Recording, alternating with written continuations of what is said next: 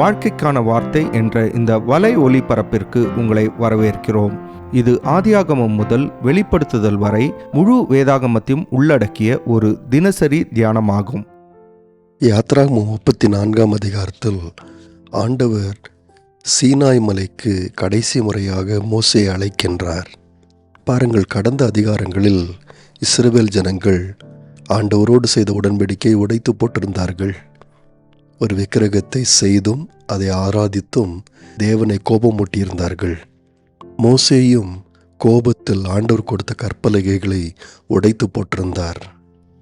ஆனால் இப்பொழுதோ தேவன் கடந்த அதிகாரங்களில் நடைபெற்ற தவறுகளை சரி செய்கின்றதை நாம் பார்க்கின்றோம்.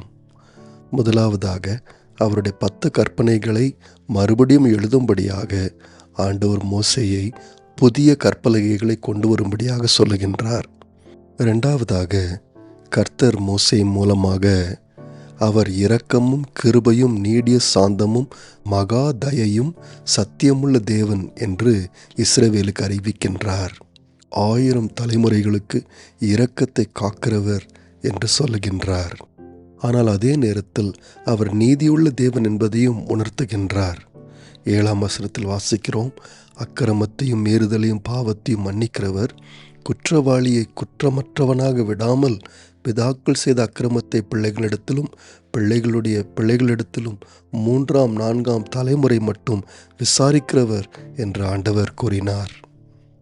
ஆனால் இதை சொல்லிவிட்டு 10ஆம் வசனத்தில் இதோ நான் ஒரு உடன்படிக்கை பண்ணுகின்றேன் என்று இஸ்ரவேல் ஜனங்களிடத்தில் சொன்னார். இப்பொழுது பூமி எங்கும் எந்த ஜாதிகளிடத்திலும் செய்யப்படாத அதிசயங்களை இஸ்ரவேல் ஜனங்களுக்கு முன்பாக செய்வேன் என்று ஆண்டவர் வாக்கு கொடுத்தார்.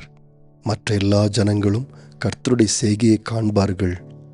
மூன்றாவதாக 11ஆம் வசனத்திலிருந்து 26ஆம் வசனம் வரைக்கும் இஸ்ரவேல் ஜனங்களுக்கு ஆண்டவர் ஏற்கனவே கொடுத்த கட்டளைகளை ஆண்டவர் கிருபையாக மறுபடியும் சொல்லுகின்றார். இதற்கு காரணம் என்னவென்றால், இஸ்ரவேல் ஜனங்கள் மறுபடியும் பாவம் செய்து தண்டனை அனுபவிக்கக்கூடாது என்பதுதான்.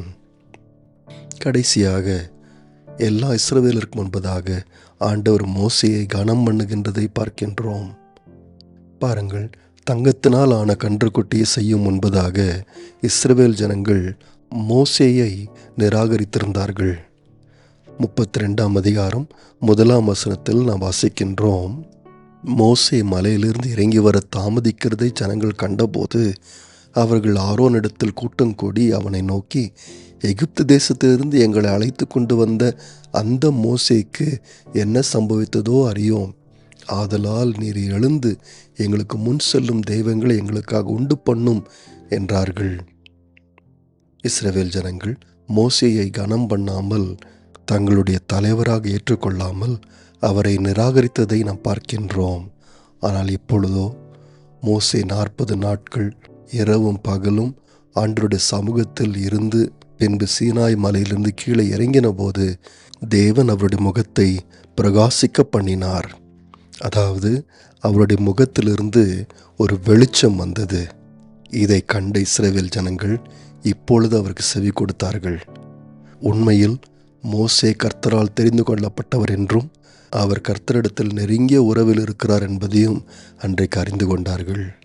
நண்பர்களே, நம்முடைய தேவன் இரக்கமும் கிருபையும் உள்ள தேவனாயிருக்கின்றார். தன்னுடைய கோபத்திலும் அவர் இரக்கத்தை நினைவு கூறுகின்றார். தங்களை தாழ்த்துகிறவர்களுக்கு கர்த்தர் கிருபை அளிக்கின்றார். இங்கே இஸ்ரவேலும் மோசேயும் தங்களை கர்த்தருக்குன்பாய் தாழ்த்தினார்கள். அவர்கள் மிகுந்த கிருபை பெற்றுக்கொண்டார்கள். நண்பர்களே, விசுவாசிகள் சில நேரத்தில் தவறி பாவத்தில் விழ முடியும். ஆனாலும் பரிசுத்தமுள்ள தேவன் அவர்களை தண்டித்தாலும் அவர்களுடைய தாழ்மையை கனம் பண்ணி மிகுந்த கிருபையோடு அவர்களை ஏற்றுக்கொள்ளுவார். நேயர்களே, இந்நிகழ்ச்சியை கேட்டதற்காய் நன்றி. மீண்டும் ஒரு புதிய அத்தியாயத்துடன் வாழ்க்கைக்கான வார்த்தையில் நாளை சந்திப்போம்.